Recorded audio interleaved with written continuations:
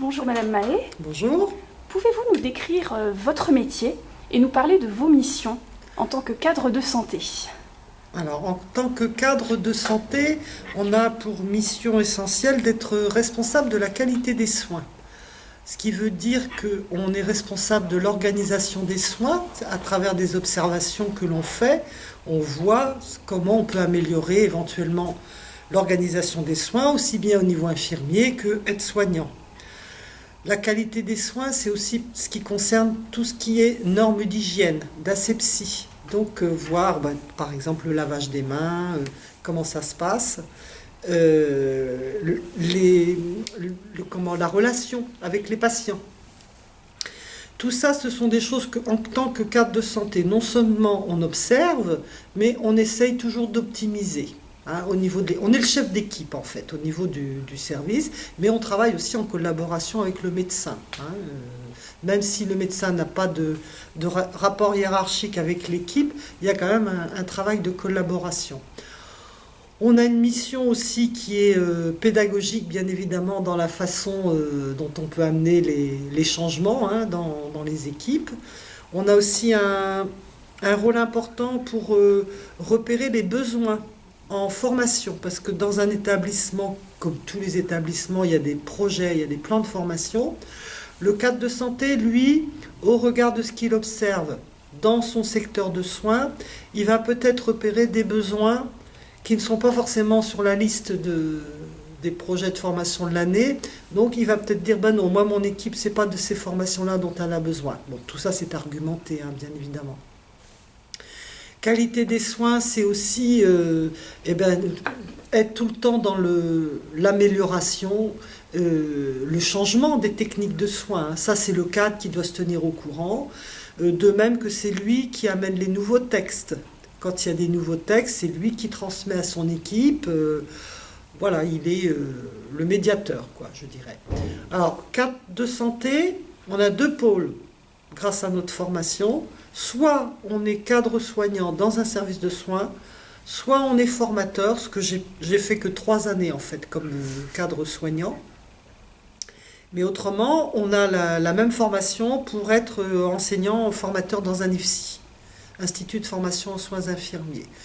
La plupart du temps, hein, maintenant, depuis déjà pas mal d'années, l'école des cadres forme également à un master qui en sciences de l'éducation, qui en gestion, management. Ça dépend un petit peu de chaque école des cadres.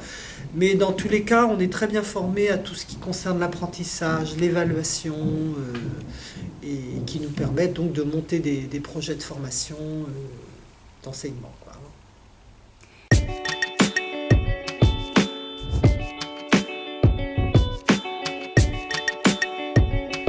Quel a été votre parcours avant d'occuper votre poste actuel?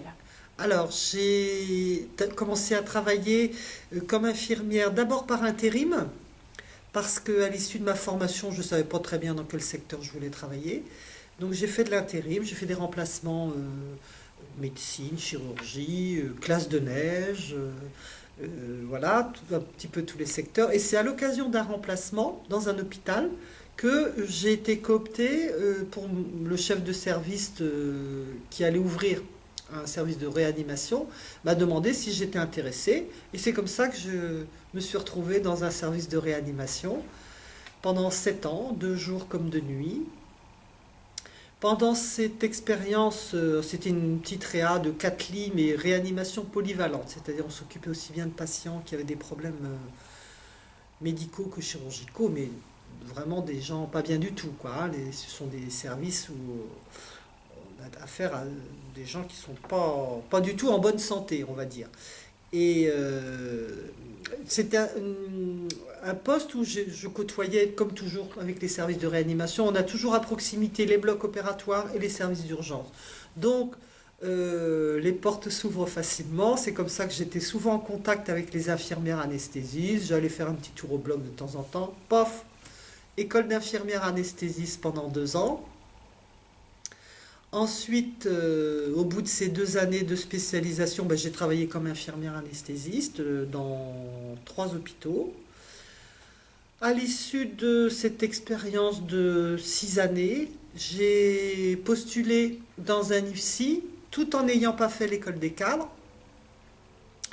Et c'est comme ça que j'ai fait fonction dans une école d'infirmière avant de faire l'école des cadres. Et je me suis lancée. J'ai été formatrice dans un IFSI dans un premier temps pendant également 7 ans. Ensuite, j'ai eu envie de changer. Je suis devenue cadre soignant dans un hôpital. Et j'ai repris mon cartable parce que je me suis aperçue au bout de 3 ans que c'était plutôt la formation qui m'attirait.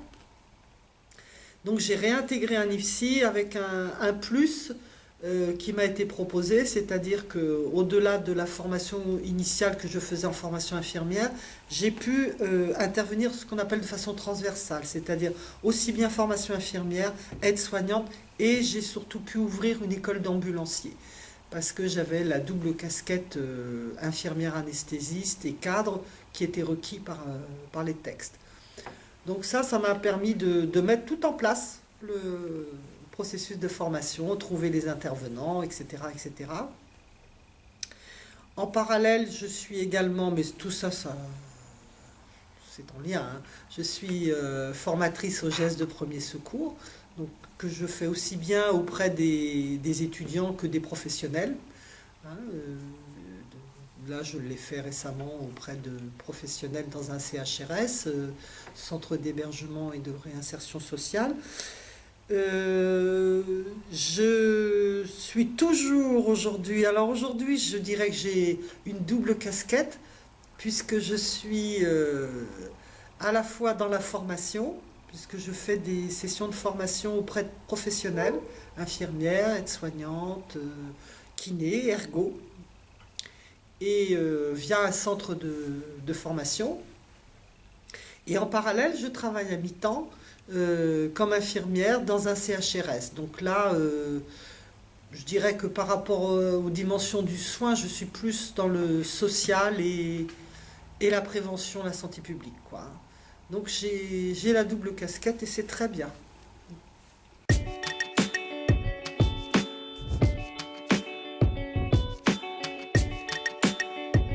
Quels conseils pourriez-vous donner aux candidats qui s'apprêtent à passer le concours infirmier ?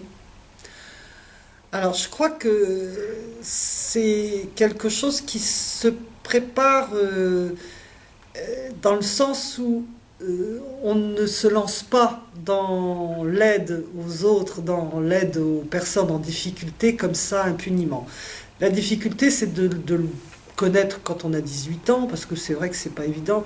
Mais je pense que ce qui est très important déjà, c'est de faire, dans un premier temps, une analyse de son parcours, même s'il s'arrête à la terminale, parce que 18 ans, on n'a pas souvent beaucoup d'autres expériences, mais il n'empêche qu'il peut y avoir des petites choses, ou dans la vie privée, ou dans la vie scolaire, qui fait que ça tombe pas comme ça, comme un cheveu dans la soupe, d'avoir envie d'être infirmière.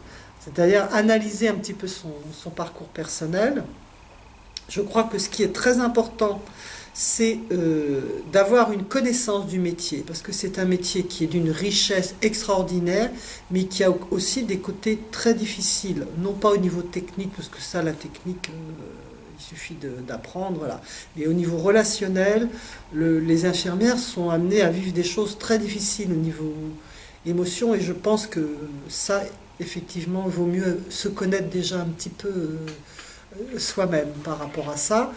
Je pense également, parce que malheureusement je trouve que dans nos représentations sociales, on ne représente pas souvent, les infirmières avec un cerveau, mais c'est très important d'avoir une très bonne culture générale, parce qu'on est en relation, et c'est ça qui fait la richesse du métier, avec des gens de toutes les catégories sociales, tous les âges de la vie, toutes sortes de communautés. Quand je dis culture générale, ça concerne aussi bien les faits divers, mais c'est aussi la culture religieuse. On a affaire à des gens, par exemple, une infirmière, si elle ne sait pas ce que c'est que Kippour, si elle ne sait pas ce que c'est que Ramadan, si elle ne sait pas ce que c'est que Pâques, elle peut commettre des impairs, vous voyez. Donc quand je dis culture générale, c'est vraiment parce que à la fois Elle va être beaucoup plus en situation adaptée aux patients dans le contexte où ils se trouvent.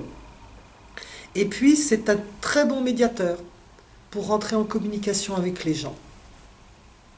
Merci beaucoup, Madame Mahé.